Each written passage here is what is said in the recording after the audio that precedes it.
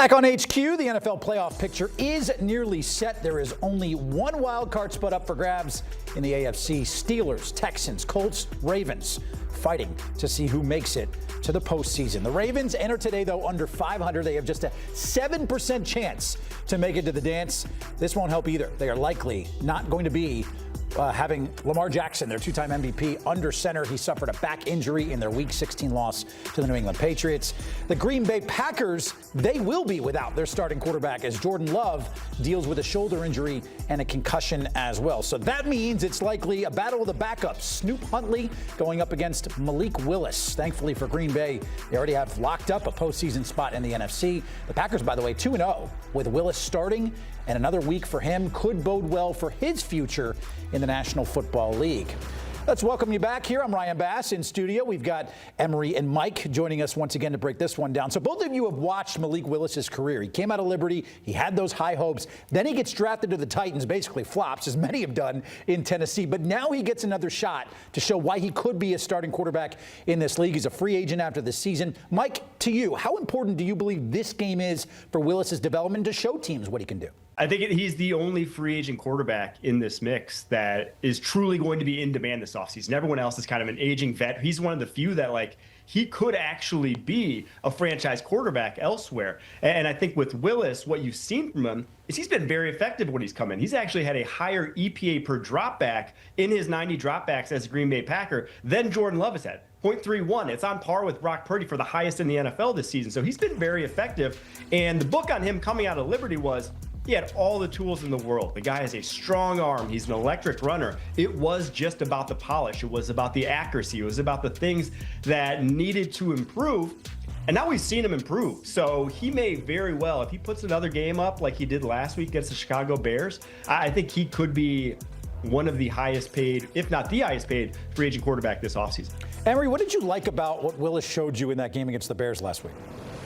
The efficiency, the touch on the deep ball. I actually think he's a better deep ball thrower than Jordan Love. Jordan Love does a great job in throwing fall-away jumpers, right? And sometimes they fall, but a lot of times they go over the head of the receivers. But Willis seems to have that right balance between touch, timing, anticipation on the deep ball, and I think that's where we've seen this tremendous growth coming out. He was my #1 quarterback in the 2023 draft class, and what's funny about the polish that Mike talked about, my comp for him was a more explosive version of Jalen Hurts, and that's where Jalen Hurts has gotten better as a professional, the polish in terms of the intermediate throws, the deep balls, and I think that's where Willis, we're seeing him now where the rubber meets the road. And it's a unique situation because he can go get paid to be a starting quarterback in this league, but also if you're Green Bay, how many times we're going to see Jordan Love miss a game weeks or get knocked out? You need someone competent to come in, and Willis saves the day. So it's going to be unique to see what his market is, but this is why, and spinning this forward to a draft conversation, but this is why you give these quarterbacks patience. He didn't have that in Tennessee. He's gotten it in Green Bay, and we're seeing the fruits of his labor as a result. And gives an opportunity for this Packers team, while Love is rehabbing here and on the rebound, to hopefully win this game and increase their odds of playing for a division title. Dealing with that injury, you've got Micah Parsons, who's out for the season with that ACL injury. Tucker Kraft is out for the year as well. Mike, I'll go to you first. I mean, what point do the injuries for Green Bay become insurmountable and affect what they can do since they already are in the playoffs? Yeah, it's getting close to that, right? I think this just isn't the same Packers team we thought we were going to get when you have that many guys missing. And the Parsons one is, to me, the biggest one because this was already a suspect pass defense. Their biggest issue on this roster is those outside corners, and we've seen it throughout the year. But what mitigated it was the fact that basically, if teams were dropping back to pass, you knew that they weren't going to have a lot of time. Now you don't know that necessarily. These teams may, whether it's with Rashawn Gary, Lucas Van Ness, you can block the front four of this Green Bay Packers football team. So I think that's the biggest thing is just you can game plan much differently. And all those things that they did to mitigate the weakness on the outside for these corners in Green Bay, you just can't do it anymore. And so if they do have to blitz, if they do have to take numbers away, that just puts those corners on an island even more in coverage. We kind of got a taste of it last week without Devontae Wyatt, without Micah Parsons. Chicago had a heavy dose of Cole Kmet and Colston Loveland in the run game. So that's the blueprint. Now, we talked about this when we were breaking down Texans and Chargers. Can you stop the run? That's going to be the biggest concern for me is the edges, and can they stop the run to get off the field? If they can't do that, it's going to be a problem. And when we look at teams in the NFC, they all can run the football. And I think that's going to be where they're going to have to show, hey, we can stop the run, because otherwise they won't get the opportunity to put those questionable cornerbacks in the play, because teams will just run down their throat. And I think that's going to be the biggest concern, and why the Wyatt and Parsons injuries were huge for Green Bay on defense. Yeah, we saw that last week. They allowed a season worst 5.8 yards per carry against in that last week game. So certainly a key thing to note there. Now, let's get to the biggest storyline entering the day, especially with this game. Lamar Jackson, he's listed as doubtful with a back injury. Unlikely that he plays. He got eviscerated by a local newspaper saying he's, quote, an overgrown kid in an adult's body. There's questions about his future with the Ravens. There's trade rumors going on. Probably won't play today. If the Ravens lose, they miss the playoffs anyway. So, Emory, what does the future hold for the Ravens, for John Harbaugh, and for Lamar Jackson here with all of this drama spinning around? If Lamar Jackson is not a Baltimore Raven, you might as well move the franchise to Indianapolis again. Because at the end of the day, that's their guy. That's the guy that stirs the drink. He saved John Harbaugh's job when he came in when they were 4-5 on the season as a rookie and got them to the postseason. He just had an unfortunate incident in the ball game against the Patriots where he got kneed, probably in the back, where the padding and the back is exposed. It's probably a small, finite area. And just based on how the Ravens season has gone, of course, the knee hit that small exposed area of Lamar Jackson's back. So I think he's fine in terms of, his long-term prospects. The Ravens know that's their guy. That's the reason why we're always talking about the Ravens potentially being a Super Bowl team, because of Lamar Jackson.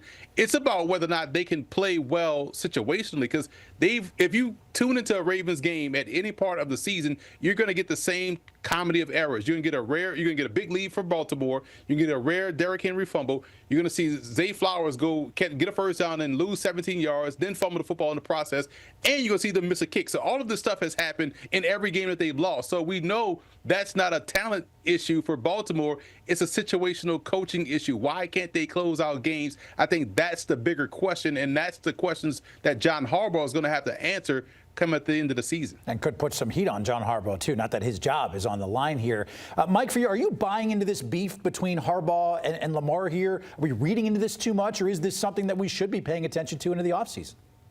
I do think it is real. I think there has been tension there. When you're so close for so long, the way the Ravens have been, and just can't get over the hump, there probably is some resentment that's built up just because this team should have been there, right? Whether it was last year, 2019, like so many of these years, it felt like they were the best team in the AFC and couldn't get to the Super Bowl. So there's going to be frustration there. I do think the interesting conversation, though, is who they go with going forward. If this really is a tension, if there really is a beef between the two, do you go with Lamar Jackson or do you go with John Harbaugh? Because Harbaugh won a Super Bowl without Lamar Jackson, right? Like, he was a good coach prior to Lamar Jackson, had this team successful. And with Lamar, I think you're seeing the worry that, hey, if you can take the running threat away from Lamar Jackson, the guy who was probably the most dynamic quarterback since Michael Vick, if that goes away, how good of a quarterback really is he? Because we're kind of reaching the spot at 29 years old here with him that it's going to start to regress, right? He's not going to be that weapon that he once was.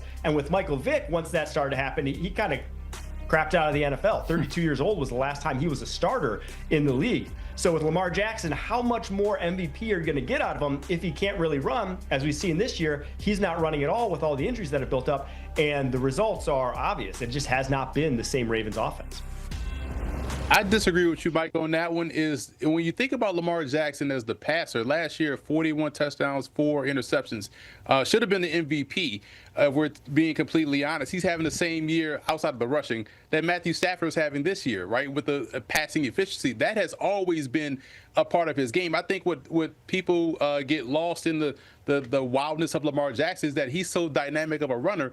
People forget how efficient of a passer he is because they focus on him doing those Michael Vick-like things. For me, it's mostly, if we think about that, what you said about Harbaugh in terms of winning that Super Bowl, remember, that was in, 2012, I believe? So from 2012 to, Lamar Jackson getting there, they was not making the postseason. And he was in danger of losing his job with Flacco starting. He was 4-5, and then Lamar saved the day and ended up saving his job. And so, but he is a great coach. You can't knock the same things you knock about him, people have about Mike Tomlin. So I get that. Sometimes the message has gotten stale.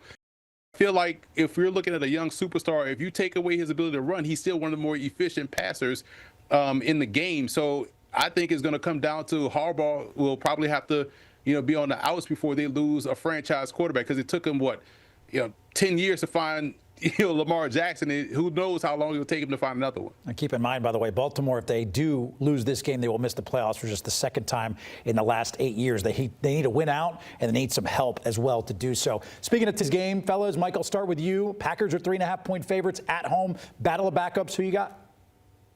I got the Packers. I just trust Malik Willis a lot more right now than I trust Tyler Huntley. He's shown that as a passer, he can expand the playbook in this offense down the football field in the way that Huntley can't. And as a runner, I mean, his legs are a true weapon, as we saw last week, and it makes Josh Jacobs' life easier, the Packers running backs' lives easier. So give me the Packers in this one.